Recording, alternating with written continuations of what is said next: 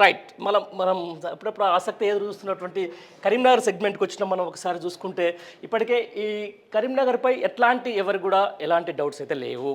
ఇటు BRS party ఇప్పటికే అభ్యర్థిని ప్రకటించింది, అలాగే బీజేపీ కూడా పూర్తి స్థాయిలో అభ్యర్థిని ప్రకటించింది. ఆ కాంగ్రెస్ నుంచే కొంచెం మీమాంసాకరమైనటువంటి పరిస్థితి ఉంది.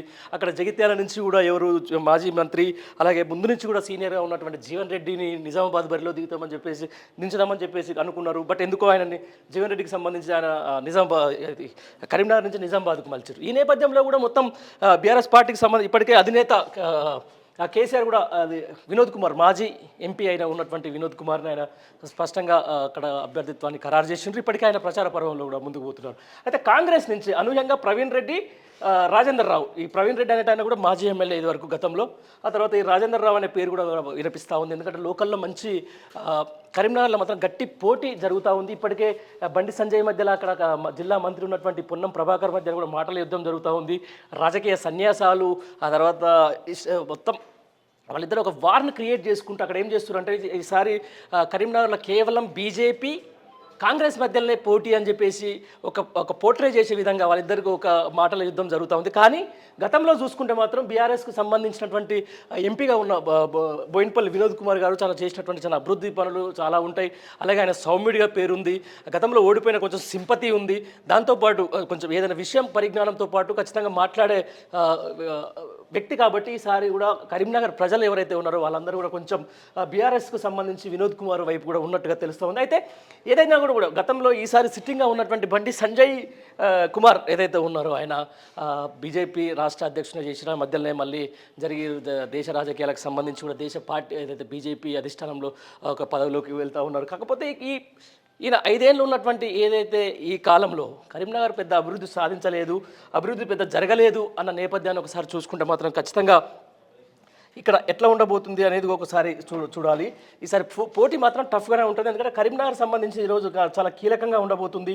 ఎందుకంటే ఇటు బీఆర్ఎస్ పార్టీకి అటు బీజేపీకి, ఎందుకంటే కీలక నేత కాబట్టి ఇప్పటికే ఎమ్మెల్యేగా పోటీ చేసి ఆయన ఓడిపోయిండు బండి సంజయ్. ఈసారి మళ్ళీ ఎంపీగా పోటీ చేసిన తర్వాత కూడా ఓడిపోతే ఆయన కొంచెం రాజకీయ భవిష్యత్తు చాలా ప్రశ్నార్థకంగా మారే అవకాశం ఉన్న నేపథ్యంలో కూడా ఏం జరుగుతుందో చూడాలి. అయితే కాంగ్రెస్ నుంచే ఎవరు వస్తారో అనూహ్యంగా, ఇంకా ఎవరైనా వేరే పార్టీ నుంచి వచ్చే వాళ్ళు ఎవరైనా ఉంటారో కూడా ఒకసారి మనం స్పష్టంగా చూసుకోవాల్సిన అవసరం ఎంతైనా ఉంటుంది. ఇది మొత్తానికి కరీంనగర్ సంబంధించిన పార్లమెంట్ ఫైటర్స్ లిస్ట్. ఇది చాలా కీలకంగా కనిపిస్తూ ఉంది.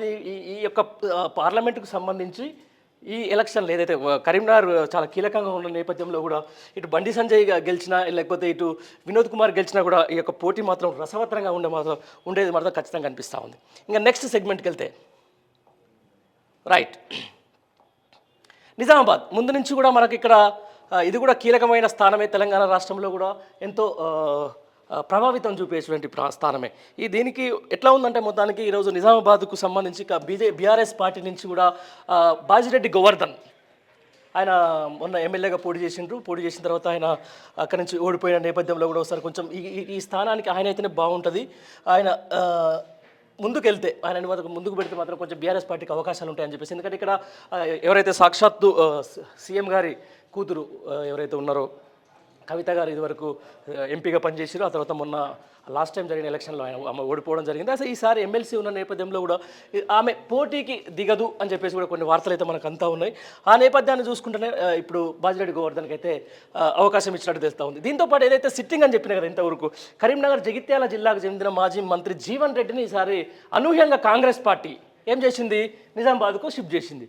దీంట్లో అంటే ఒక బోల్డ్ స్టెప్ అని చెప్పుకోవచ్చు. ఎందుకంటే ఈయన చేస్తే కరీంనగర్లో కూడా అభ్యర్థులు లేరు. బట్ కాకపోతే ఎందుకంటే నిజామాబాద్లో చాలా గట్టి పోటీ ఇవ్వాల్సిన అవసరం ఉంటుంది, లేకపోతే గట్టిగా కొడితే అసలు నిజామాబాద్ ఈసారి కొట్టాలని చెప్పేసి కూడా ఉన్న నేపథ్యంలో కూడా జీవన్ రెడ్డి గారిని ఆయన మొన్న ఏదైతే ఎమ్మెల్యే ఎలక్షన్లో అనూహ్యంగా ఓడిపోయిన నేపథ్యంలో కూడా ఆయనకు ఎంపీగా అవకాశం అయితే ఇస్తూ ఉన్నారు. ఇక బీజేపీ నుంచి మనందరికీ తెలిసిందే, ఇప్పుడు ప్రస్తుతం ఉన్న సిట్టింగ్ ఎంపీ ధర్మపురి అరవింద్కు ఇప్పటికే బీజేపీ అధిష్టానం ఆయనపై నమ్మకం ఉంచింది, మరోసారి ఆయనకు అవకాశం ఇచ్చిన నేపథ్యంలో ఆయన ఆల్రెడీ ప్రచారం కూడా చేస్తూ ఉన్నాడు. దాన్ని ఒకసారి మనం పూర్తిగా పరిగణలోకి తీసుకుంటే బీఆర్ఎస్ సంబంధించిన బాజిరెడ్డి గోవర్ధన్ అయినా, లేకపోతే కాంగ్రెస్ పార్టీకి సంబంధించినటువంటి నాన్ లోకల్గా ఉన్నటువంటి జీవన్ రెడ్డి అయినా, అలాగే బీజేపీకి సంబంధించిన ధర్మపురి అరవింద్ అయినా కూడా వీళ్ళ ముగ్గురు మధ్య పోటీ మాత్రం గట్టిగా ఉండబోతుంది అనమాట. నేను స్పష్టంగా చెప్పగలుగుతున్నా. ఎందుకంటే ఈయన ఏదైతే ధర్మపురి అరవింద్ మొన్న ఎమ్మెల్యే ఎలక్షన్లో కూడా పోటీ చేసిండ్రు. అలాగే ఇటు జగిత్యాల నుంచి జీవన్ రెడ్డి గారు కూడా పోటీ చేసిండ్రు. అలాగే బీఆర్ఎస్ నుంచి బాజిరెడ్డి గోవర్ధన్ కూడా పోటీ చేసినా కూడా ఏదేమైనా కూడా ఈ 3 సామాజిక వర్గాలకు సంబంధించి ఒక రెడ్డి అలాగే కొన్ని 2 బీసీ వర్గాలు ఉన్న నేపథ్యంలో కూడా ఒకసారి గట్టిగా మాత్రం చూస్తే మాత్రం పోటీ మాత్రం తీవ్రతరంగా ఉండబోతుంది నిజామాబాద్ అని చెప్పేసి కూడా మనకు స్పష్టంగా తెలుస్తూ ఉంది. కొంచెం అక్కడ నిజామాబాద్ ప్రాంతానికి సంబంధించి కొంచెం బీజేపీ గాలి ఇటు కాంగ్రెస్ గాలి ఇచ్చినా కూడా ఇటు ఈ బాజిరెడ్డి గోవర్ధన్ కూడా మంచి పేరుంది, అక్కడ మంచి పేరున్న నేత కాబట్టి ఆయన బరిలోకి దిగితే ఈ 2 పార్టీలు గట్టి పోటీస్తారని చెప్పేసి కూడా ఒక మాట ఉంది. దీంతో పాటు ఇక్కడ ఏదైతే సీఎం స్వయన కూతురైనటువంటి కవిత గారు కూడా ప్రత్యేక శ్రద్ధ పెట్టింది. అక్కడ పెట్టి ఒక నిజామాబాద్ సీట్ని మళ్ళీ దక్కించుకునేందుకు బీఆర్ఎస్ పార్టీ గట్టిగానే ప్రయత్నం చేస్తూ ఉంది. ఇది మొత్తానికి నిజామాబాద్కు సంబంధించినటువంటి సెగ్మెంట్, పార్లమెంటుకు సంబంధించిన ఫైటర్ లిస్టు. ఇక నెక్స్ట్ ఒకసారి వెళ్తే